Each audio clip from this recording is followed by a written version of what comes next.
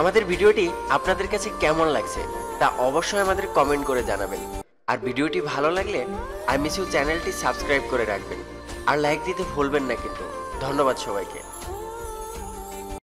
স্কুলের পরীক্ষায় অনেক ভালো ছিল, জীবনের পরীক্ষায় তো পেন ছোঁয়ানো যায় না। আপনি যদি গরিব হয়ে জন্ম নেন এটা আপনার দোষ নয়, কিন্তু যদি গরিব থেকে মারা যান সেটা আপনার দোষ। বাবা কিংবা স্বামীর টাকার জোর কম থাকলে মেয়েদের জীবনে অনেকটাই অবহেলা সহ্য করতে হয়। চোখ আর বোধ এই দুইটার মধ্যে মিল কোথায়? চোখ বাইরের জগৎ দেখায় আর বোধ ভিতরের জগৎ দেখায়। আমি কোনো সুদর্শন ব্যক্তি নই, কিন্তু আমি আমার হাত তার জন্য বাড়িয়ে দিতে পারি যার সহযোগিতা প্রয়োজন। সৌন্দর্য মানুষের মনে থাকে, মুখে বা বাইরে নয়। সকালে একটা পত্রিকা 10 টাকায় বিক্রি হয়, বিকেলে তার কেজি বিক্রি হয় 10 টাকা। শুধুমাত্র সময়ের ব্যাপার, সুতরাং অহংকার করবেন না। 25 বছর বয়স পর্যন্ত আমরা ভাবি লোকে কি বলবে, 50 বছর পর্যন্ত আমরা ভয় পাই লোকে কি ভাববে, কিন্তু 50 বছর পর বুঝতে পারি লোকে কখনো আমাদের কথা চিন্তাই করেনি, আর তখন কিছু করার মতো থাকে না। তাই লোকের কথা ছাড়ুন, নিজের মতো বাঁচুন। কারো কাছে না, নিজেই নিজের কাছে পারফেক্ট হওয়া খুব বেশি প্রয়োজন। পৃথিবীর সবচেয়ে সুন্দর দৃশ্য হচ্ছে কাউকে হাসতে দেখা।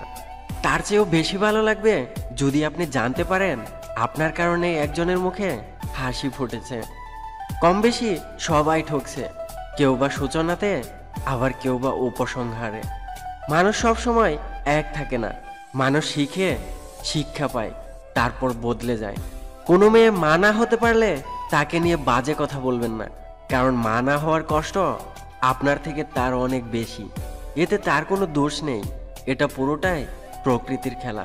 কেউ ঘুমাচ্ছে, আবার কেউ ঘুম খুঁজছে, আবার কেউ কেউ সেই ঘুমান্ত মানুষটাকেই খুঁজছে।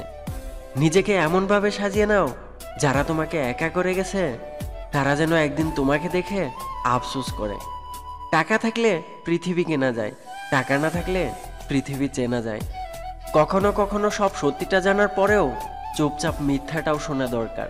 কিছু মানুষ কতটা নাটক করছে সেটা দেখার জন্য। তুমি মানুষকে যা দিয়েছ প্রতিদিনে তার আশা করো না, কারণ সবার কাছে তোমার মতো হৃদয় নেই। কাউকে প্রচণ্ডভাবে ভালোবাসার মধ্যে এক ধরনের দুর্বলতা আছে, নিজেকে তখন তুচ্ছ এবং সামান্য মনে হয়, আর এই ব্যাপারটা নিজেকে ছোট করে দেয়। জীবনে কিছু কিছু প্রশ্ন থাকে যার উত্তর কখনো মেলে না, কিছু কিছু ভুল থাকে যা কখনো শুধরানো যায় না, আর কিছু কিছু কষ্ট থাকে যা কখনো বলা যায় না। পৃথিবীতে অনেক ধরনের অত্যাচার আছে, তার মধ্যে ভালোবাসার অত্যাচার হচ্ছে সব থেকে ভয়ানক অত্যাচার। এই অত্যাচারের বিরুদ্ধে কখনো কিছু বলা যায় না, শুধু সহ্য করে নিতে হয়। তোমাকে সবাই কষ্ট দেবে, কিন্তু তোমাকে এমন একজনকে খুঁজে নিতে হবে যার কষ্ট তুমি সহ্য করতে পারবে। অপেক্ষা হলো শুদ্ধতম ভালোবাসার একটি চিহ্ন। সবাই ভালোবাসি বলতে পারে, কিন্তু সবাই অপেক্ষা করে সেই ভালোবাসাটা প্রমাণ করতে পারে না।